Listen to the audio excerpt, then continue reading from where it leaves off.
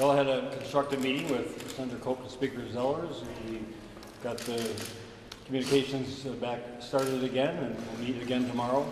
We're going to ask this group of leaders on Health and Human Services, Commissioner Jessen and Senator Han and Representative Abler, to get back together, and it was tentatively scheduled a meeting on the education policy issues where we have major differences for Thursday morning, a meeting that I would be involved in, and I believe the two of them would as well. So, we're getting things back underway, and I'm hopeful that between our own efforts to identify other possibilities for revenue, as well as the work of the committee that Vice President Mondale and Governor Carlson launched this morning, that we can generate some other ideas that could help us bridge this gap.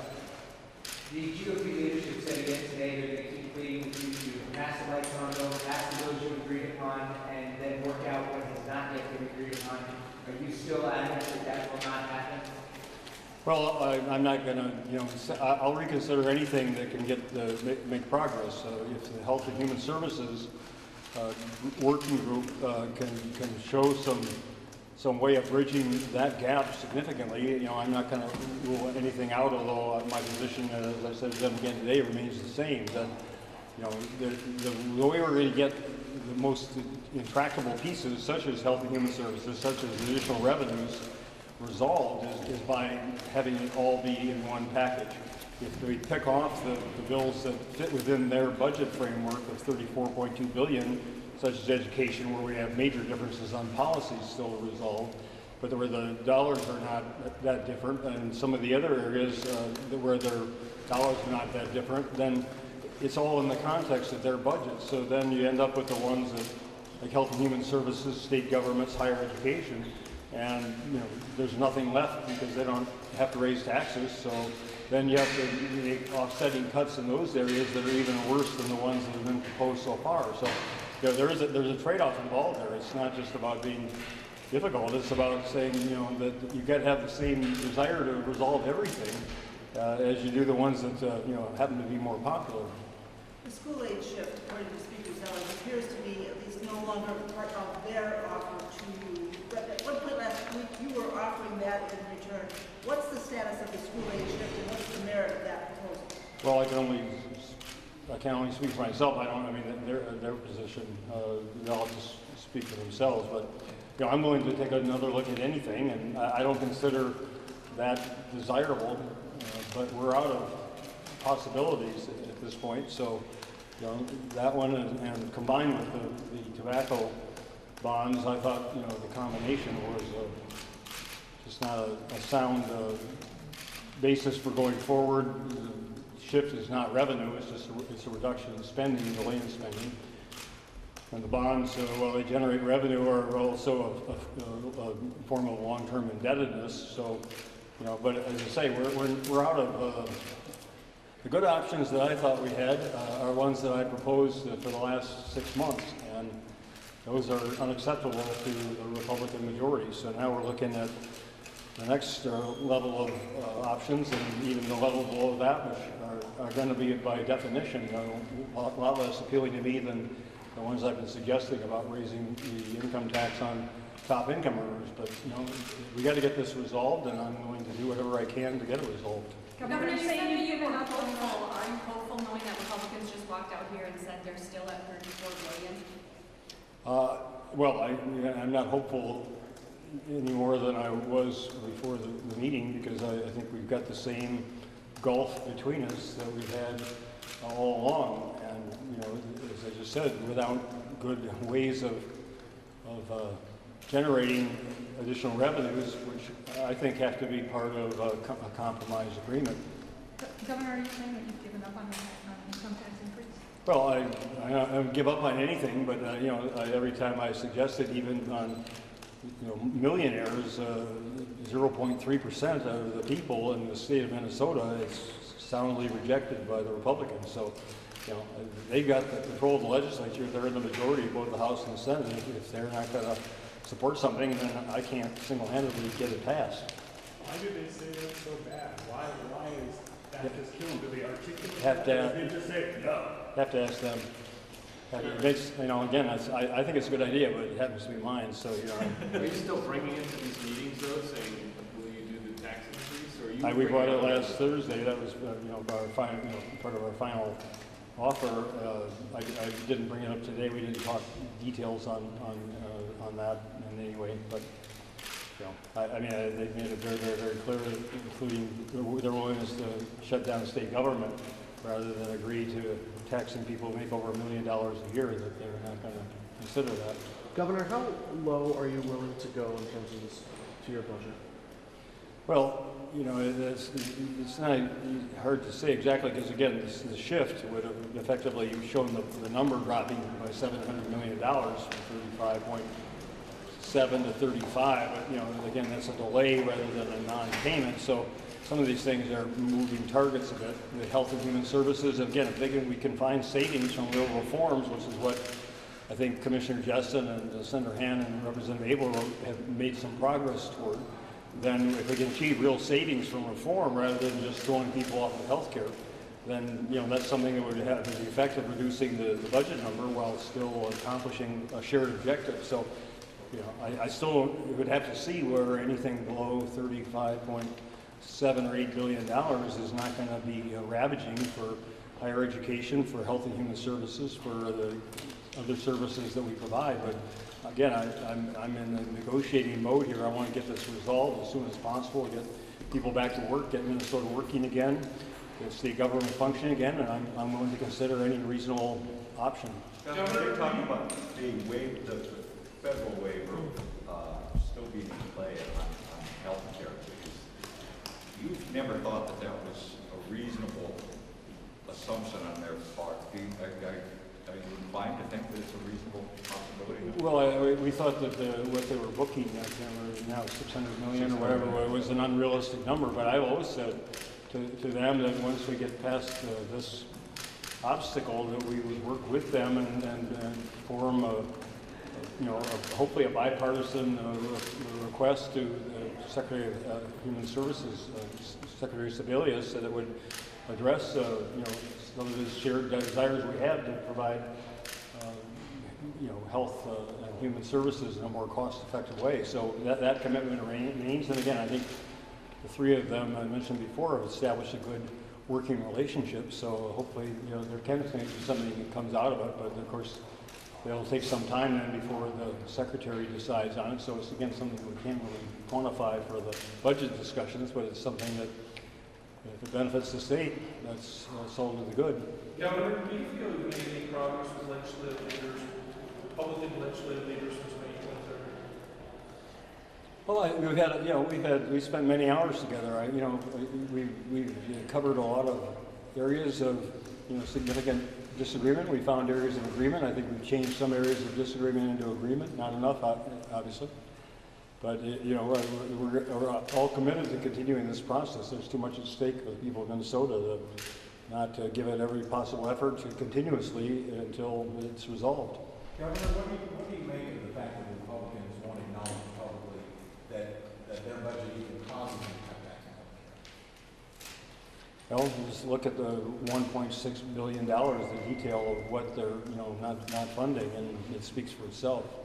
And the numbers are pretty decisive about, what the effects would be, and changing the way that people are covered through Medicaid and underfunding their own alternative plan is obviously going to mean that people are not going to be able to afford the health care, or they're not going to receive it, and then they're going to go to emergency rooms. We learned that lesson with last year with GMC, where they just push people into more expensive forms of care that may not show up on the state budget, but it's very real for hospitals all over Minnesota, which is why the early opt-in for Medicaid was so strongly supported by the hospitals and doctors and clinics and the like, because they know the financial duress that they're put under when we don't have a system that's well integrated.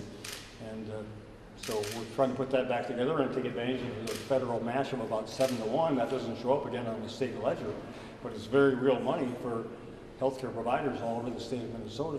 So are you still pushing these meetings for an agreement on the overall spending target before you get into the details of these bills? No, we're kind of proceeding along both tracks. Again, on the health and human services and on education, we are about $121 million apart on the financial side, but really the differences on the policy are probably more significant, and I would say even more than health, as much as, if not more than health and human services, education policy is where we have our major differences, and so that's going to, well, we're going to tackle that all together on Thursday morning. So we're trying to resolve that one, trying to resolve the policy issues as well as some of the budget issues on health and human services in the next 36 hours, and hopefully we'll have some progress to report after that. Will you call a special session before there's an overall meeting, or lights on out there? I mean, my position remains consistently no, but I want a settlement for the sake of Minnesota. I want to do what's right for Minnesota, and I'm not going to,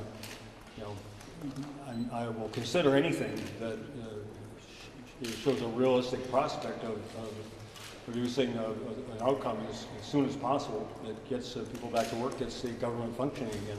Are you reaching out to moderate lawmakers, and what are you telling them? What is the conversation? We've had some conversations with some moderate lawmakers. We're just asking what their ideas are, but if there's any willingness to consider any possibility, nothing specific, but we'll continue to reach out to everybody. I said in the meeting with the Speaker and Majority Leader, if there's a good idea from the Center for American Experiment, I welcome the idea. I mean, same thing from the Mondale Carlson committee. That any good idea from whatever source is something that I'm willing to consider.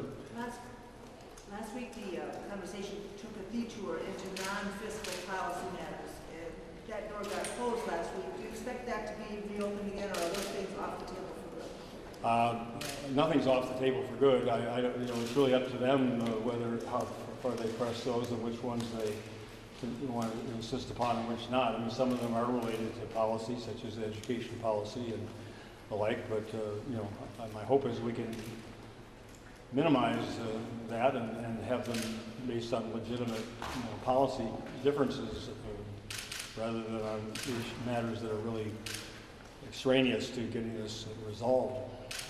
Governor, should either of the political parties be fundraising off of the shutdown? Should the I don't believe so, and I don't believe the DFL party is. I saw the email that Chair Ken Martin sent out, and it was asking people to sign a petition, which I think is certainly appropriate. They're trying to get people evidence support for my position, but there was no fundraising request involved there, so I don't think it's appropriate. I'm not certainly going to do it. I'm sorry, I didn't hear the end of that. Did you say you think it's appropriate for him I don't think it's appropriate to be raising money off of this, no. Governor, you spent your entire time in office trying to get the income tax increase through. Are you pushing any other form of revenue specifically in these talks now? I mean, I'm not pushing anything right now. I'm asking, trying to sense whether there's a possibility of support within the two caucuses for other alternatives. We talked in the past about tobacco and alcohol tax increase. We talked just briefly in our previous meetings about the sales tax, broadening the base, and even broadening the base enough to make up some revenue and also lower the overall sales tax rate. So, I mean, I'm willing to consider any possibility, but again, it takes both sides' willingness to make anything meaningful develop. We're certainly ready to explore. Commissioner of Revenue, my France, is ready to run any scenarios that anybody wants to explore. Governor, who have you reached out to specifically? I'm not going to discuss that because some of them are worried about the repercussions. Governor, if you meet tomorrow, are you going to the same thing again, or how do you move beyond the disagreements you've had for months? Well, that's our challenge, obviously. But we're going to have to resolve this sooner rather than later, and I'd much rather do it sooner. So we're going to have to find ways that we can break through the impasse that we have. And again, that's why we're looking for new ideas and good ideas. And anyone who has anyone of them is welcome to contact me or anyone else, because we need to figure out how to resolve this. Are gaming revenues a part of these revenue discussions? We've had that discussion at times. The problem with gaming is, first of all, whether there's support for it in the two caucuses, both the Senate and the House, and able to get passed. And secondly is the difficulty in booking revenues for the next biennium because, talk of, lawsuit to block anything and goes to federal court, who knows how long it would take to get through that process. So booking a number from it for Racino or the Blocky or, anything like that is just very speculative. Governor, how do you spend your holiday weekend? Throwing frisbee for my puppy Mingo, and then throwing it again and again and again and again. Spent with my sons, had lunch with my father, went to George Pillsbury's 90th birthday party. The dog is, Four governors there. I saw Governor Ventura for the first time since I took office. the dog is not angry at you? Only when I stopped throwing the frisbee. What did the only other living governor that was not there was Palenti? Well, Governor Anderson was not there. Governor Plenty was not there. I don't know who was invited, but So who was? Governor Quee, Governor Carlson, and Governor Ventura, myself. And what did they tell you anything on this? Governor Ventura just said he doesn't envy him of the situation I'm in. Said I don't envy it either. One last question? Governor, any more thought about continuing the K-12 shift? I think the split right now is around 70-30. Are you willing to go to a 50-50 split on that in terms of borrowing? I think that's probably too extreme. That was the feedback I got very strongly last Thursday morning from my Commissioner of Education, who I respect very highly, and from a number of legislators and others. So, 5%, which is part of the Republicans' last offer, that would be $700 million combined with an increase in the per pupil aid formula, $50 additional for each of the 2 years of biennium, which in part would offset the additional borrowing costs for school districts that would have to borrow to cover that time span until they get paid. Again, we haven't nailed all that down yet, but and that's within the realm of possibility. But a 60-40 is not a good question. Again, I haven't considered that. I'd have to talk with the education people. I'd have to see again how the increase in the per pupil aid formula factors in terms of holding them harmless. I think the school districts certainly need to be protected financially. They've already been put through enough. And again, I don't consider this to be a desirable option at all. We're out of desirable options from my perspective. We're just trying to find ones that will reach an agreement with the majority party so we can get the people back to work and get state government operating again. Thank you very much. Thank you for We continue. very much.